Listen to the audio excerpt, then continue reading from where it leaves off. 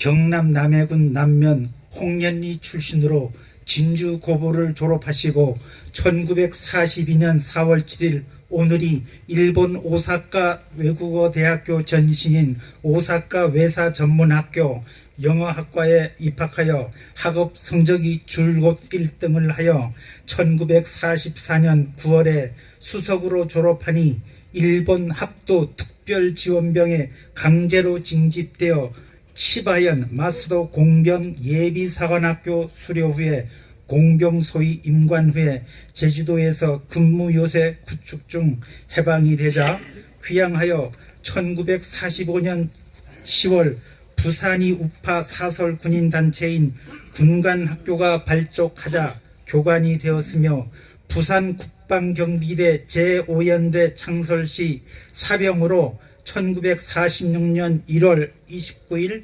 군번 1로 00-001로 자진 입대하자 주위 사람들이 놀라자 이때 사병 박진경은 나라가 해방되어 독립한 이 마당에 사병이면 어떻고 장교면 어떠냐 하면서 나라 사랑이 마음을 나타내었습니다. 그 후 미군정으로부터 일본 통치하에서 습득한 공병 기술을 신생 조국을 위해서 최대한 활용해야 하지 않겠는가라는 주의 강력한 권유에 따라 군사영어학교를 거치지 않고 1946년 4월 25일부 현지에서 군번 10091로 육군 소위로 임관하여 제5연대 부관으로 근무합니다. 군인 박진경은 사병 때부터 연대 부관을 마칠 때까지 미군 야전 교범을 한글로 번역하여 전술 교육에 많이 기여하였으며 대학에서 익힌 영어 실력을 10분 발휘하여 미군과 수시 접촉하여 일본군이 철수하면서 물려받은 노후된 무기와 장비를 미군이 최신식 무기로 바꾸어 전력 증강에 기여하는 등 어려움이 많았던 건군 초기 발전을 위하여 크게 이바지하게 됩니다. 그 후 꾸준한 노력으로 1946년 12월 중위, 1947년 3월 대위, 1947년 6월 소령으로 진급하여 국방경비대 총사령관 부관, 1947년 9월 중령으로 진급하여 국방경비대 총사령부 초대 인사국장을 거쳐 1948년 5월 6일 김익렬 중령 후임으로 제주주둔 제9연대장으로 취임하였습니다. 박진경 중령은 연대장 부임 25일 만에 6월 1일부로 중령에서 대령으로 진급하였습니다. 박진경 대령은 제주 4.3 사건을 슬기롭게 진압할 수 있는 유능한 장교였으며 선무공작 후 진압작전을 전개하였습니다. 항시 작전에 돌입하기 직전 각급 지휘관에게 100명이 폭도를 놓친 한이 있더라도 한 명의 양민이 희생되어서는 안 된다라는 확건 지시와 동시에 주민들이 민심을 돌리기 위해서 단위 대장들에게 선무 공작을 강조하였다라는 긍정적인 평가는 그의 부하들이 내리고 있었습니다. 대표적으로 그 당시 박진경 대령 제11연대장 밑에서 소대장으로 근무했던 주월 한국군 사령관 최명신 장군은 증언하였습니다. 박진경 대령이 제주도 재임 기간은 1개월 13일, 43일에 불과합니다. 실제 부대를 장악하고 작전을 지휘한 기간은 이보다 더 짧습니다. 5월 10일 총성길 제주읍에서 남로당 군사총책 김달삼과 국방경비대 남로당 뿌락지 5.1군 대대장 등 양측 5명이 비밀 회합하여 정보교환, 무기공급, 토벌작전, 사보타주, 탈양방 적극 추진, 특히 반동이 거두 박진경 대령을 암살하기로 합의. 이것이 바로 박진경 대령 부임 4일 만에 남로당 지령하에 암살 계획을 결정한 것입니다. 제11연대장 박진경 대령이 1948년 6월 17일 저녁 제주 읍내에 있었던 고급 여럽지 옥성정에서 그의 대령 진급 축하연은 미군 장교와 11연대 참모 그리고 통일부에 파견된 장교 등이 참석한 가운데 성대하게 열렸다고 합니다. 박진경 대령은 술도 잘 나지 못하는 편이어서 자정 무렵 다른 참석자들보다 먼저 돌아와서 제11년대 본부에 위치한 제주농업중학교 영내의 집무실에 마련된 야전 침대에 잠이 들자 남로당 뿌락치 군인에 의해서 암살되었는데 6월 18일 새벽 3시 15분경 모슬포대대 3중대장 문상길 중위 지시를 받은 위생병 손선호 하사 등 일당 8명이 침실 밖에서 일부가 경계를 하는 동안 일부는 창문을 열어 손전등을 비추는 취침적인 박진정 대령을 부산 오연대에서 파견했던 남로당 사병 뿌락치 손선호 하사는 애만소총으로 상관인 박진경 대령을 저격하였습니다.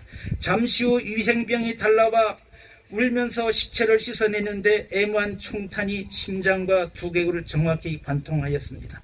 직접 총을 쏜 사병은 울면서 박진경 대령이 피를 씻어내던 부산 제5연대 출신 위생병 손선호 하사였습니다. 젊은 고급 장교로 유명을 달리한 박진경 대령인 그때 나이는 만 29세였습니다.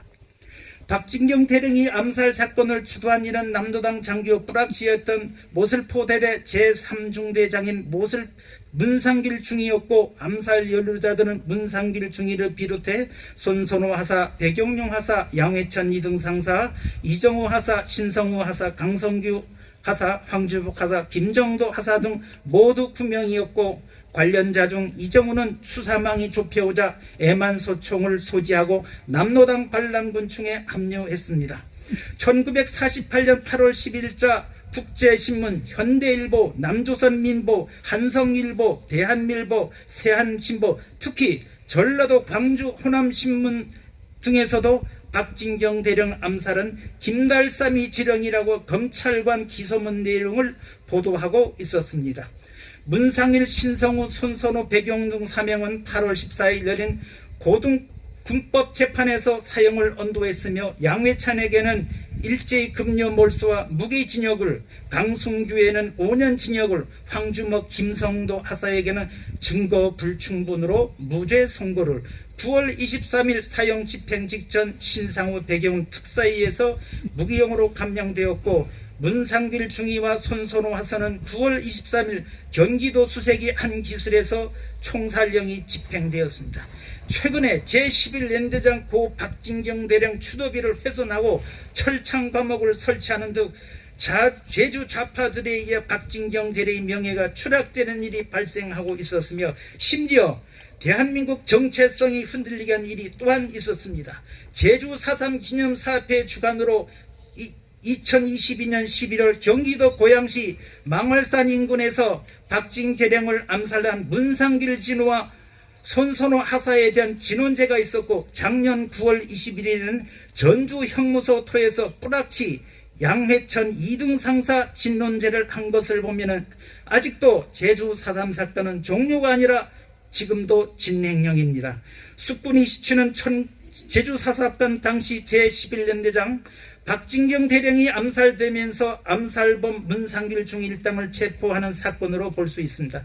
이어서 여수 14연대 반란 등 계기로 육군본부는 바로 남로당이 대대적인 숙군을 하게 되며 이후 군 입대자에 대한 사상검열이 강화되었으며 좌익 혐의에 대한 검거가 군 전체로 확산되었습니다.